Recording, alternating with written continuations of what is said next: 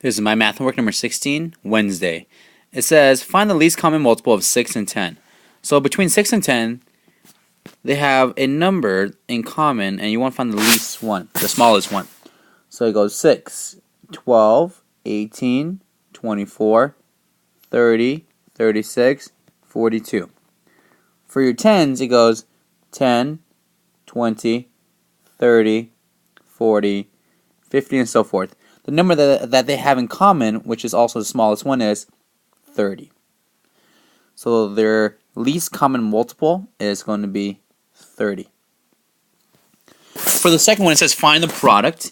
We're going to imagine that's 892 times 45, and then we'll put the decimal in the right spot once we're finished.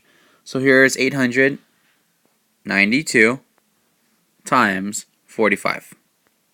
It'll be just regular multiplication. 5 times 2 is 10, carry the 1. 5 times 9 is 45, add 1 makes 46. 5 times 8 is 40, add 4 makes 44. Cross out the 5, put your 0. Let's go and erase the numbers up top so it doesn't distract us. 4 times 2 is 8. 4 times 9 is 36, carry the 3. 4 times 8 is 32, add 3 makes 35. We add these up now, 0 and 0 makes 0. 8 plus 6 is going to give us 14. Carry the 1. 6 plus 4 makes 10. Add that 1 makes 11. Carry the 1. 1 plus 4 is 5. 5 and 5 makes 10. Carry the 1. And 1 plus that 3 makes 4. We do have 1, 2, 3 numbers behind the decimal. So we'll place it right there. Our answer is going to be 40 and 14 hundredths. You can get rid of that 0 at the very end. It doesn't really matter. Moving on, it says find the quotient. 38.72 divided by 1.1. The first thing we need to do is make that guy into a whole number. So the decimal needs to move to the right once. We'll do the same thing on the inside. So then it becomes 38 and 72 hundredths is being divided by 11.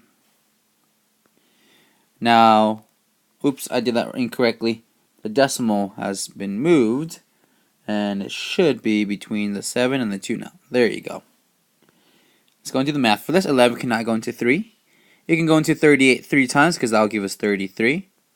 When we subtract, it'll be 5 left. We'll drop down the 7 to make it 57. You can go into it 5 times because that'll be 55. We'll have a remainder 2. Drop down the last guy, 22. And 11 can go in 22 exactly twice. We know it'll be 352. However, we do have one digit behind the decimal, so we need to put one digit behind the decimal. So our final answer is 35 and 2 tenths. For the next one, it says simplify the fraction. So 12 and 20 have a number that they have in common, that they're both divisible by, and that number is going to be the number 4. 4 can go into 12 exactly 3 times, and 4 can go into 20 exactly 5 times. So 3/5 is going to be the simplified version of 12 20ths. And we can prove that by going backwards. We could do times 4 and times 4, and it'll give us back our 12 20ths. That's how you know you're doing it right. Now it says change the improper fraction to a mixed number. So the way you would read this is it's 10 is being divided by 3. So we'll just do 10 is being divided by 3. 3 can go in 10 3 times. That will give us 3 wholes with 1 left out of 3. So the answer is 3 and 1/3. For the next one, it says find the difference. 14/15, so it's going to write this vertically, minus 1/5. Step 1, what number do they have in common? That number is going to be 15.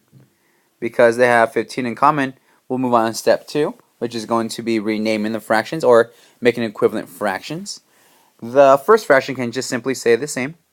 The second fraction is going to be times 3 and times 3. That makes it 3/15. Now we can do step 3, which is subtract. 14 minus 3 is 11 out of 15. Step 4, can it be simplified? And the answer is nope. It is just 11/15 is our final answer for that math problem. For the last word problem, it says Antonio ate 4/10 of a pizza on Monday. On Tuesday, he ate 3/5 of a pizza. How much pizza did Antonio eat on Monday and Tuesday?